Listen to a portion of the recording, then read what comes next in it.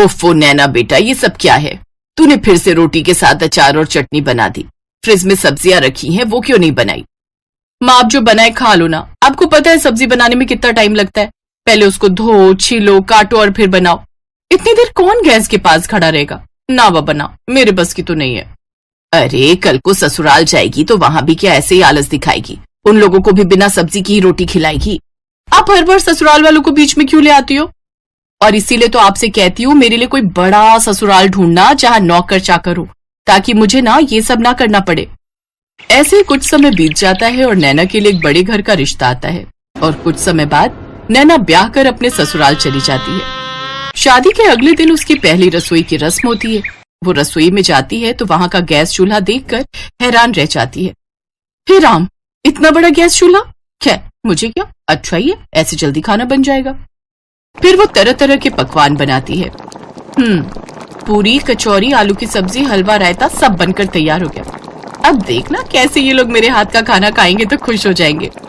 वो मन ही मन ये सब सोच रही होती है कि तभी नैना की ननद डिम्पल और जेठानी अनीता वहां आती है। अरे वाह, खुशबू तो बड़ी अच्छी आ रही है। लेकिन ये क्या, ये तो आधा ही खाना बना है। नहीं दीदी, मैंने तो आलू पूरी, हलवा, रायता सब बनाया है। तुम नई नई हो ना, इसीलिए शायद तुम्हें अभी यहाँ के रूल्स पता नहीं। यहाँ खाने में एक नहीं बल्कि 10-10 सब्जियां बनती हैं एक वक्त पर। क्या? इसका मतलब इसीलिए वो इतना बड़ा गैस चूल्हा रखा हुआ है? हाँ और क्या। तुम तो ऐसे हैरान हो रही हो जैसे मैंने तुम्हें 10 नहीं बल्कि 100 सब्जियां बनाने के लिए बोल दिया हो। वो क्या है ना, यहाँ हर किसी को अलग अलग सब्जी पसंद है। अब 1-2 सब्जियां ही बनेंगी तो कुछ लोग तो भूखे ही रह जाएंगे, इसलिए 10 तरह की सब्जियां बनती हैं। अगर किसी को ये ना खाना हो तो वो खा ले, वो न खाना हो तो कुछ और खा ले। हाँ छोटी भाभी, और आज आप इस घर की परंपरा को आगे बढ़ाओ और फिर हम सबको खाने की टेबल पर बुला लेते हैं। बेचारी नैना की तो ये बात सुनते ही होश उड़ जाते हैं। चल बेटा नैना, हो जा शुरू। अब बन जा तू झांसी की रानी और बना डाल 10 सब्जियां। इतनी सब्जियां तो मेरी शादी में भी नहीं बनी थी जितनी ये लोग मुझसे एक वक्त में ही बनवा लेंगे। कुछ समय बाद वो सबके लिए खाना परोसती है तो उसके हाथों का खाना खाकर सब उसकी खूब तारीफ करते हैं। वाह, क्या कमाल का स्वाद है इन सब्जियों में। सचमुच छोटी बहू, तुम्हारे हाथों में तो जादू है। अब से तुम ही रसोई में 10 तरह की सब्जियां बनाओगी। अब तेरा क्या होगा नैना? बड़ी ऐश मार ली तूने माँ के घर में, अब अच्छे से शामत आई है तेरी। ऐसे कुछ दिन बाद बरसात का मौसम शुरू हो जाता है। बाहर का सुहाना मौसम देखकर नैना सोचती है, अरे वाह, आज तो गर्मा गर्म पकौड़े खाने वाला मौसम हो रहा है। ऐसा करती हूँ, सबको गर्मा गर्म पकौड़े बनाकर खिला देती हूँ। तेल में तले होने के कारण वो भारी होते, जिससे सबका पेट भर जाएगा। और साथ में थोड़ी कचौड़ी भी तल देती हूँ। आज शाम का डिनर यही हो जाएगा और मुझे इतनी सारी सब्जियां बनाने से छुट्टी मिल जाएगी। नैना जल्दी से रसोई में जाती है और पकौड़े बनाकर ले आती है। अरे भाभी, ये क्या बना दिया आपने? हमें नहीं खाना ये सब। हमें तो आलू की सब्जी, पनीर भुर्जी, फ्राई भिंडी ये खाना है। और मेरे लिए कद्दू की सब्जी, खट्टी मीठी वाली, और बैंगन का भरता। और मेरे लिए तुम बीन्स की सब्जी, फ्राई गोभी बना देना। और साथ में अरबी की सब्जी, कमल ककड़ी की सब्जी, और हाँ, करेले भी बना लेना। हे भगवान, इन लोगों में अक्ल नाम की चीज है कि नहीं। बारिश के मौसम में जहाँ सब इस तरह का चटपटा खाना खाने को तरसते हैं, तो वही इन लोगों को अभी भी 10 तरह की सब्जी खानी है। हे भगवान, ये कहाँ आकर फंस गई मैं। बेचारी नैना रसोई में जाकर 10 तरह की सब्जियां बनाने में जुट जाती है। ये लो, ससुराल में मेरी पहली बारिश है, मुझे इसके मजे लेने चाहिए। तो मुझे छोड़कर सारे घर वाले बारिश के मजे ले रहे हैं और मैं यहाँ चूल्हे के पास खड़े होकर जल रही हूँ। गलती भी मेरी है जो पहले ही दिन इन्हें अच्छा खाना बनाकर खिला दिया। पहले पता होता तो लाल मिर्च का सारा डब्बा उड़ेल कर बना देती इनके लिए, फिर कभी नहीं बोलते मुझे सब्जी बनाने के लिए। गुस्से में नैना खाना बना रही थी कि तभी सब्जी का गर्म गर्म छींटा उसकी आंख में लगता है। मेरी माँ। धीरे धीरे उसकी आंख लाल होने लगती है। फिर रात को जब वो सोती है तो जलन के मारे उसे और तकलीफ होती है, जिस कारण वो ठीक से सो भी नहीं पाती। मेरी आंख। अरे नैना, ये तुम्हारी आंख में लालपन तो बढ़ते जा रहा है। मैं आई ड्रॉप डाल देता हूँ, उससे तुम्हें आराम मिलेगा। रौनक नैना की आंखों में आई ड्रॉप डाल देता है, जिससे वो चैन की नींद सो जाती है। लेकिन धीरे धीरे उसकी आंखों में जलन और दर्द बढ़ता जाता है। फिर ऐसे ही कुछ समय बीत जाता है। एक रोज अलग अलग तरह की 10 सब्जियां बनाकर तुम्हें परेशान हो जाती हूँ। घर में सब्जी भी नहीं है और बाहर बारिश भी तेज हो रही है। एक काम करती हूँ, आज आलू की अलग अलग तरह की 10 सब्जियां बना देती हूँ। वो आलू की अलग अलग तरह की सब्जियां जैसे दम आलू, आलू के गुटके, आलू की रसेदार सब्जी जैसी चीजें बनाकर तैयार कर लेती है, जिसे देख उसके ससुराल वाले नाक सिकोड़ते हुए कहते हैं, ये क्या बना डाला आलू की सब्जी, वो भी 10 तरीके से। मुझे ये नहीं खाना, मेरे लिए कुछ और बना कर ले आओ। लेकिन माँ जी आज घर में सब्जी खत्म हो गई थी, बाहर कल रात से लगातार बारिश हो रही है, इसलिए लेने भी नहीं जा सके। अच्छा ठीक है, लेकिन कल से जो भी हो हमें 10 तरह की सब्जियां ही खाने में चाहिए, वो भी अलग अलग तरह की, समझी? अपनी सास की बात सुनकर नैना को गुस्सा तो बहुत आता है, लेकिन फिर वो चुप रह जाती है। ऐसे ही 2 दिन और बीत जाते हैं। एक रोज, उफ, सुबह से आंख में दर्द हो रहा है, लेकिन इससे मेरे ससुराल वालों को क्या, उन्हें तो बस 10 सब्जियां खाने से मतलब है। हॉस्पिटल भी नहीं जा सकती, नहीं तो इनके लिए 10-10 सब्जियां कौन बनाएगा। मुझे तो लगता है मैं एक दिन 10 सब्जियां बनाते बनाते भगवान के पास पहुंच जाऊंगी। जैसे तैसे वो सब्जियां बनाती है, लेकिन एक आंख से ठीक से ना दिखने के कारण उससे या तो कोई सब्जी जल जाती या किसी में नमक मिर्च तेज हो जाता। लेकिन उसके ससुराल वाले उसका दुख समझने की बजाय सब्जी बनाने के लिए उसी को 10 तरह की बातें सुना देते हैं। लेकिन उसके पति से उसका ये दुख देखा नहीं जाता और वो उसे हॉस्पिटल लेकर जाता है, जहां डॉक्टर उसका चेकअप करके कहते हैं, देखिए इनकी आंख में किसी गर्म चीज का छींटा चला गया, जिस वजह से इनका आधा कॉर्निया डैमेज हो गया। हमें जल्द ही इनका ऑपरेशन करना होगा, नहीं तो इनको पूरी तरह दिखना बंद हो जाएगा इस आंख से। अगले दिन ऑपरेशन की अपॉइंटमेंट मिलने के बाद वो उसे लेकर घर आ जाता है, जहां उसकी जेठानी उससे कहती है, आज तो तुमने जैसे भी बेकार सब्जियां बना दी, लेकिन कल 10 तरह की अच्छी सब्जियां बना लेना, क्योंकि कल घर में मेरे मायके वाले आ रहे हैं। अब बस भी करो आप सब, मेरे घर में जितना मर्जी सब्जियां बनाओ, लेकिन अकेले एक इंसान से नहीं बल्कि पूरे परिवार मिलकर। आपको पता है सब्जी का छींटा जाने से इसकी आधी आंख खराब हो गई है। फिर अगले दिन वो उसे ऑपरेशन के लिए ले जाते हैं, जहां उसका सफल इलाज होता है और उसे पूरी तरह दिखना शुरू हो जाता है।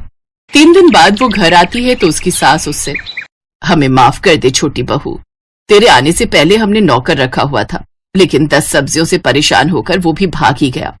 फिर हम सब मिलकर ही सब्जियां बनाने लगे, लेकिन तेरे आने के बाद हमने सब तेरे ऊपर ही छोड़ दिया, जिस कारण तेरी ये हालत। लेकिन अब से तू अकेले काम नहीं करेगी, बल्कि हम सब भी तेरी मदद करेंगे। और हाँ, अब से इस घर में 10 नहीं बल्कि 2 ही तरह की सब्जियां बनेंगी और वो सबको खानी पड़ेंगी। अपनी सास के मुंह से ये बात सुनकर नैना बहुत खुश हुई और अब वो खुशी खुशी अपने ससुराल वालों के साथ रहने लगी।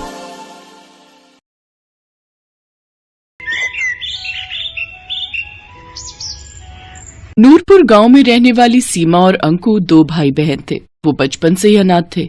उनके माता पिता का देहांत कई साल पहले हो गया था। वो दोनों कूड़ा बिनने का काम करते थे। दीदी, बहुत दिन हो गए, कुछ अच्छा नहीं खाया, आज कुछ अच्छा सा खिला दो। बस इतनी सी बात, चलो मैं खिलाती हूँ। दोनों कल्लू हलवाई की दुकान पर गए और एक एक समोसा खाया। आज तो मजा ही आ गया दीदी, अगर ऐसा ही खाना रोज मिल जाए तो मजा ही आ जाए। नहीं भाई, रोज रोज हम ये अमीरों वाला खाना नहीं खा सकते। हमारे पास जितना है उसी में संतुष्ट रहना सीख। कुछ रोज बाद उस गांव में तेज बारिश आई और उनकी झोपड़ी बह गई। उनके पास जो भी सामान था वो बारिश में बह गया। दीदी आप रो मत, हम सेठ को जाकर बताते हैं तो वो हमारी कुछ न कुछ मदद जरूर करेंगे। वो खड़ूस कहीं का सेठ, वो तो 1 नंबर का लालची है, भला वो हमारी क्या मदद करेगा। चलो तो दीदी एक बार हम उनको अपनी परेशानी बताते हैं।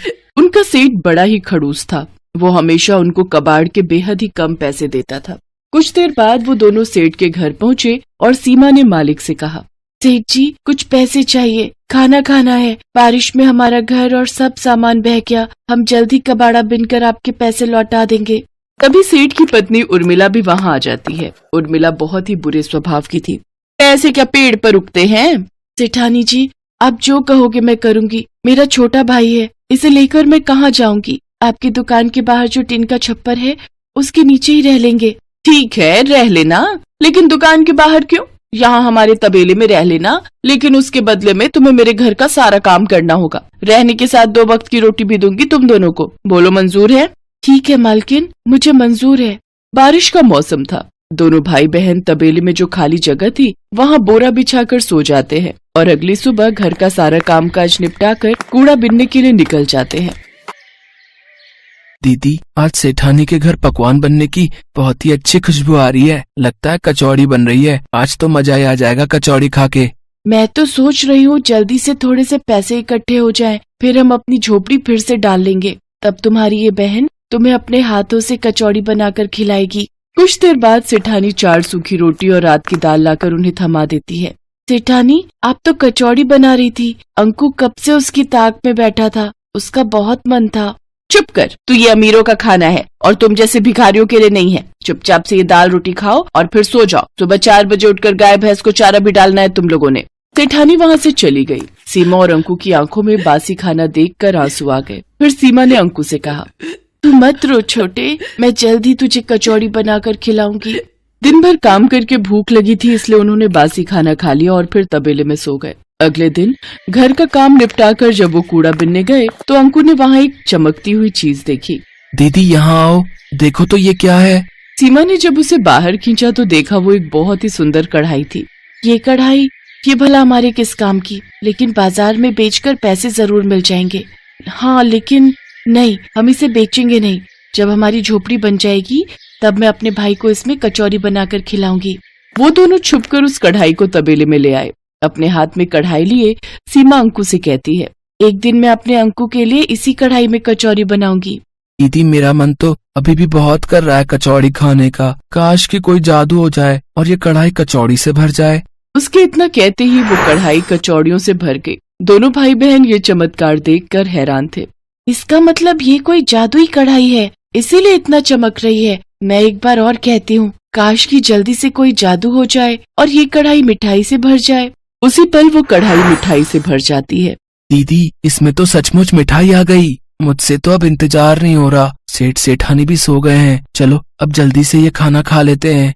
उन दोनों ने सेठानी का दिया हुआ खाना भैंस को डाल दिया और पेट भरकर वो पकवान खाए। फिर उस कढ़ाई को ले जाकर तबेले में घास के नीचे छुपा दिया। जब भी उन दोनों को भूख लगती वो कढ़ाई से अपना मनचाहा खाना मांग लेते।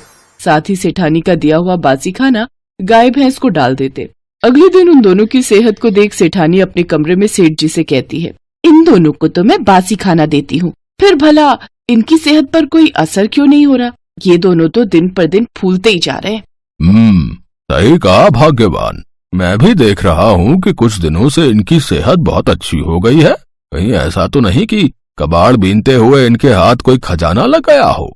तुम इन पर नजर रखना शुरू कर दो। इसके बाद सेठानी ने उन पर नजर रखना शुरू कर दी और उसे उनकी उस जादुई कढ़ाई के बारे में पता चल गया। भाई आज जो तेरा मन है इस जादुई कढ़ाई से मांग ले। काश कि कोई जादू हो जाए और ये कढ़ाई मैगी से भर जाए। पल भर में ही वो कढ़ाई ढेर सारी मैगी से भर जाती है। दोनों भाई बहन बड़े मजे से उसे खाते हैं।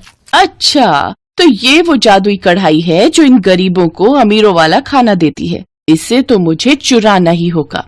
अगले दिन मौका मिलते ही सेठानी ने वो कढ़ाई निकाल ली। देखो जी, ये उन बच्चों की सेहत का राज, ये जादुई कढ़ाई जिसे मैं चुरा लाई। अब देखो मैं तुम्हारे लिए गर्मा गर्म पकवान बनाती हूँ। ए जादुई कढ़ाई, अपना जादू दिखा और हमारे लिए बिरयानी बना दे।